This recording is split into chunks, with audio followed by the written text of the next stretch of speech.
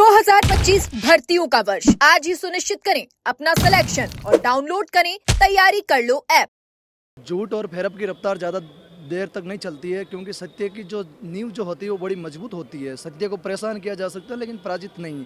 जिस प्रकार से माननीय न्यायपालिका में जो मामले की गहराई में जाके एक एक बिंदु पर जो सुनवाई चल रहा है, याचिकाकर्ताओं के ऊपर से और सरकार से भी, और जो चयनित थानेदार हैं उन सभी पक्षों की तरफ से एक एक वकील को जो है समय देकर सबसे जो है वो हर बिंदु पर जो चर्चा की जा रही है। और निश्चित ही आने वाले कुछ दिनों के अंदर जो है माननीय न्यायपालिका तथ्यों के आधार पर और सबूतों के आधार पर जो है प्रदेश के जनहित के मामले के अंदर, युवा हित के अंदर और एक ऐसा दूरगामी फैसला दिया जाएगा जो युवाओं की दशा और दिशा बदलने का काम करेगा। जहां प्रदेश की तानाशाही रवैये की कांग्रेस और भाजपा दोनों सरकारों ने इन युवाओं के सपनों को कुचलने का काम किया, और भाजपा की सरकार ने वादा खिलाफी करके जो रिपोर्ट बदलकर युवाओं से जो है वादा खिलाफी करने का काम किया। जो युवाओं के जो दिल के अंदर कहीं ना कहीं उनकी उम्मीदें जगी थी, उन उम्मीदों को तोड़ने का काम जो भाजपा की सरकार ने किया है, वो जो काम जो है माननीय न्यायपालिका स्वतंत्र प्रभाव से इन युवाओं के मन के अंदर, दिल के अंदर उम्मीद नहीं, पूर्ण विश्वास के साथ एक सकारात्मक और सुचारू फैसला दिया जाएगा जो युवाओं को सपनों के रूप में और आने वाली जो पीढ़ियाँ हैं उनके लिए जो एक बहुत ही दूरगामी रूप में जो है वो फैसला पेश किया जाएगा। क्योंकि ये मामला जो है युवाओं के भविष्य का मामला है। ये मामला जो है युवाओं के आने वाली जो पीढ़ियाँ हैं, जो मेहनत का अभ्यर्थी है, उनके लिए जो है मेहनत का मामला है। आपसे एक बात जानना चाहेंगे, जिस तरीके से खुद सांसद हनुमान बेनीवाल लगातार यहाँ पर आ रहे हैं और देखिए इस आंदोलन को जो अगर तेज़ गति दी है तो सांसद हनुमान बेनीवाल ने यहाँ पर दी है। सचिन पायलट की वो हमेशा बात कहते हैं कि वो भी आए, उनका भी स्वागत है। और आज जिस तरीके से यहाँ पर एनएसयूआई का जो छात्र संघ चुनाव की बहाली को लेकर आंदोलन किया गया, जस्ट आपके शहीद स्मारक पर भी था, वो इस मौके पर आए थे, लेकिन उन्होंने शायद उनका ध्यान नहीं किया कि यहाँ पर शहीद स्मारक पर भी एसआई भर्ती को लेकर आंदोलन किया जा रहा है। वो बड़े नेता, देखिए वो मुख्यमंत्री बनने की होड़ में चलते रहते हैं, लेकिन आज उस एयर कंडीशनर रूम से वो बाहर निकल के आए। हम पहले तो सबसे पहले उनको इस बात का धन्यवाद देते हैं कि आज आप एयर कंडीशनर रूम से बाहर निकले हो। तो हम प्रदेश की युवा शक्ति आपको धन्यवाद देते हैं कि आप बाहर का मौसम देखा, आप शहीद स्मारक के उस बाहर की सड़कों पे आए जिस शहीद स्मारक पर आप 2023 में आरपीएससी भंग कराने को लेकर आए थे।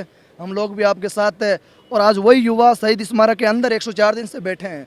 लेकिन आज क्या, थोड़ा मौसम बारिश का था सुबह के टाइम, तो इसलिए वो बाहर निकल के तो आ गए, लेकिन बीच में अभी धूप आ गई तो वापस उनके वो एलर्जी की प्रॉब्लम हो गई, तो हमारे अंदर का ध्यान नहीं गया और निकल के वापस चले गए। बारिश का मौसम तो आ गया था, जिस तरीके से बौछार भी यहाँ पर की थी, मुझे लगता है कि माहौल तो बनाया था। नहीं, थोड़ी धूप आ गई थी ना बीच में, तो इसलिए उनके थोड़ी वो चेहरे पर थोड़ी एलर्जी का और वो शुरू हो गई थी होने, तो उनको क्या डॉक्टर का मना किया हुआ है धूप का, तो वो वापस चले गए। और हमने यहाँ से ललकार भी लगाई, मैंने कहा सचिन पायलट साहब और कुछ न कुछ नहीं, इन युवाओं की ओर दया तो कर लो भाई। इतने बड़े आप नेता हो, दिग्गज नेता हो, विपक्ष के खेमे के हो, भारत की राजनीति में आप अपने आप को चेहरा जो है आपका बड़ा दिग्गज है, आप मीडिया में बयानबाजी करके केवल अपना उल्लू सीधा कर रहे हो। लेकिन कहीं ना कहीं कुदरत ने आज आपको मौका दिया है। आप तो आना नहीं चाहते थे, लेकिन कुदरत ने आज वो मौका दिया है कि शहीद स्मारक के ही बाहर ही मिलन समारोह ही था एक तरह का, इसे मान लो। क्योंकि छात्र संघ चुनाव का जो मुद्दा था, हम भी छात्र हैं, हम भी विश्वविद्यालय से आते हैं, हम भी जो है उस छात्र संघ चुनाव की मांग का समर्थन करते हैं, लेकिन कहीं ना कहीं हमारे भविष्य के लिए तो आप आके बैठो। आप जब आए थे तो आप 1 मिनट शहीद स्मारक पे आ जाते, भाषण नहीं देते और कुछ नहीं करते, आप 1 मिनट यहाँ पे आ जाते, हमारा हाल ही जान लेते कि यार 104 दिन से आप लड़ाई लड़ रहे हो गांधीवादी तरीके से। मैं मानता हूँ कि किस प्रकार से आप युवा शक्ति जो है इस संघर्ष के अंदर कर, क्योंकि ये लड़ाई पार्टी विचारधारा की नहीं है। आज तो हनुमान बेनीवाल जी भी नहीं थे यहाँ पे, वो लोकसभा क्षेत्र में थे, आज तो हम युवा ही बैठे थे, तो आके हमारा हाल ही जान लेते।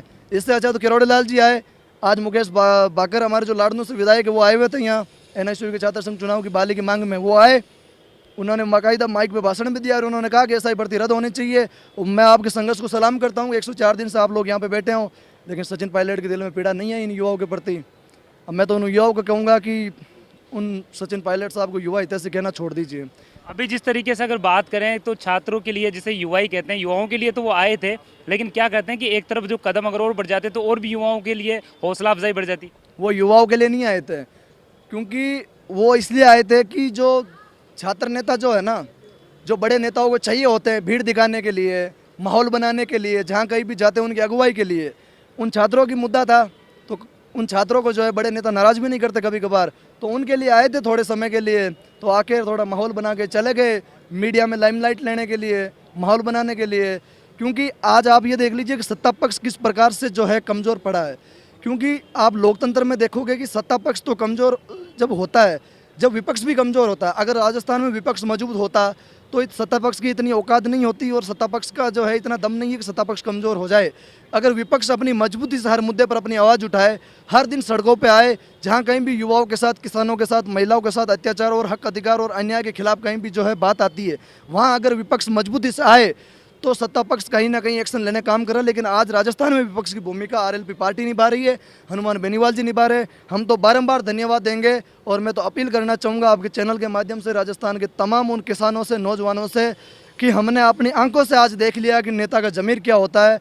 कि वो नेता जो हमारे बाहर शहीद स्मारक के गेट के बाहर आया और मीडिया में लाइमलाइट बना के भाषणबाजी करके और माहौल बना के निकल गया और हमारा जो है दिल, दुख, दर्द हमारा कुछ नहीं जान के गया।